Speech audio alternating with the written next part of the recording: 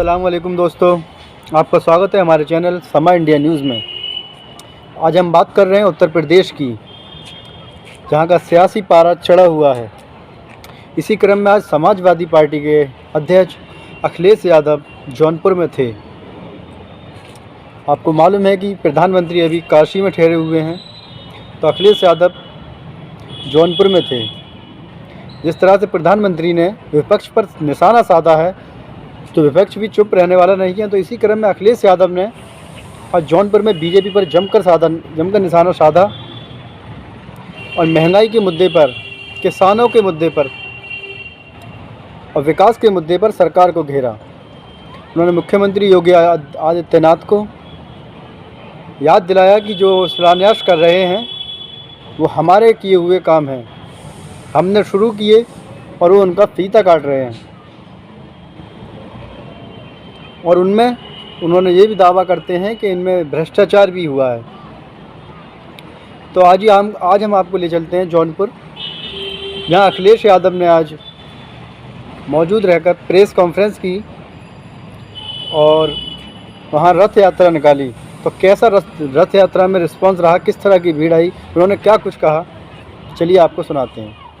काले कानून को तरह तरह से कहते थे, उसके पक्ष में, उसके खिलाफ, और आज वही लोग पक्ष में बोल रहे हैं। और आज मजबूरी में उन्हें उत्तर प्रदेश का चुनाव देखते ही उन्हें तीनों काले कानून वापस लेने पड़ गए, क्योंकि जनता के बीच में जो नाराजगी दिखी उसकी वजह से किसान उनके सामने खड़ा हो जाता चुनाव में। इस वजह से उन्हें कानून वापस लेने पड़े। आज बड़े पैमाने पे नौकरी नहीं है, रोजगार नहीं है, कोई काम हाथ में नहीं है। जो इन्वेस्टमेंट के वादे किए गए थे, जिसमें प्रधानमंत्री, राष्ट्रपति जी आए थे, क्या उत्तर प्रदेश में इन्वेस्टमेंट आया? मुझे कोई बताए कि जौनपुर में नौजवानों को नौकरी और रोजगार के लिए कौन सा बड़ा निवेश हुआ है, कौन सा इन्वेस्टमेंट आया? अगर कोई इन्वेस्टमेंट आया हो तो बताएं। जो बड़ी बड़ी नौकरियां निकली, लगातार कभी पेपर लीक हो गया, कभी स्थगित करनी पड़ी परीक्षाएं, ये सरकार का कामकाज है। इसलिए लगातार किसानों के हित में, नौजवानों के साथ के लिए कैसे महंगाई रुके, उत्तर प्रदेश में बड़े पैमाने पर भ्रष्टाचार, इनके सांसद विधायक गांव में नहीं घुस पा रहे, कई सांसद विधायकों को अपमानित होना पड़ा, आपके ही बगल में सांसद कूटे गए।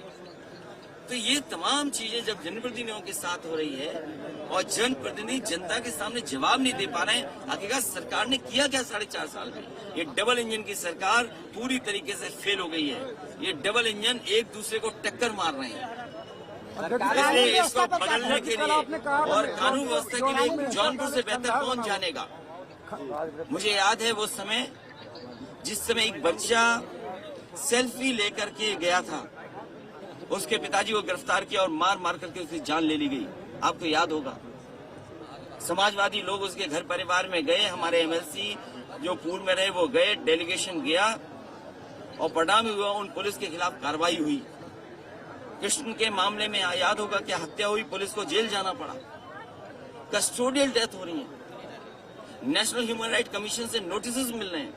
पूरे देश में इतनी कस्टोडियल डेथ कहीं नहीं हुई जितनी उत्तर प्रदेश में हुई है। नेशनल ह्यूमन राइट कमीशन लगातार नोटिस दे रहा है सरकार को। तो ये कानून व्यवस्था है, कानून व्यवस्था को चौपट कर दिया उन्होंने। और साथ ही साथ मेडिकल कॉलेज खंडहर लखीमपुर में कौन नहीं जानता, किसानों को कुचल दिया। और जो कुचलने वाली जीप थी, जीप को चलाने वाले लोग और चलाने वाले के साथ साथ जो बैठे थे, क्या बीजेपी के कार्यकर्ता थे कि नहीं थे? क्या लखीमपुर की घटना किसान भूल जाएंगे? क्या हाथरस की बेटी के साथ जो हुआ इस प्रदेश की माताएं, बहनें, बेटियां क्या भूल जाएंगी?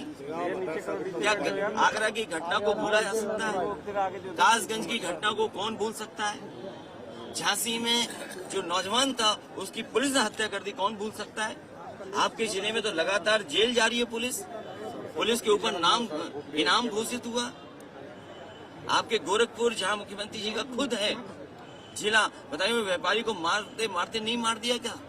पुलिस की पहली लात में ही जान चली गई उसकी? क्या ये जानकारी नहीं है? उत्तर प्रदेश की सरकार हटने जा रही है और हम सब लोग मिलकर के उत्तर प्रदेश में भारतीय जनता पार्टी का सफाया होगा। और हो सकता है, जो मैंने पहले दिन से कहा और आज भी कहता हूं, आप लोगों का समर्थन और आपका भी समर्थन है, क्योंकि सच दिखाओगे तो आपके खिलाफ भी कार्रवाई हो जाएगी। इसलिए आपका समर्थन जोड़ करके और इन सबका समर्थन जोड़ करके सबका साथ लेकर के सबके सबको सहयोग और सबकी भागीदारी को देते हुए हो सकता है उत्तर प्रदेश की जनता को समझाने में हम लोग कामयाब हो जाएंगे, तो 400 सीटें भी इनको हरा देगी भारतीय।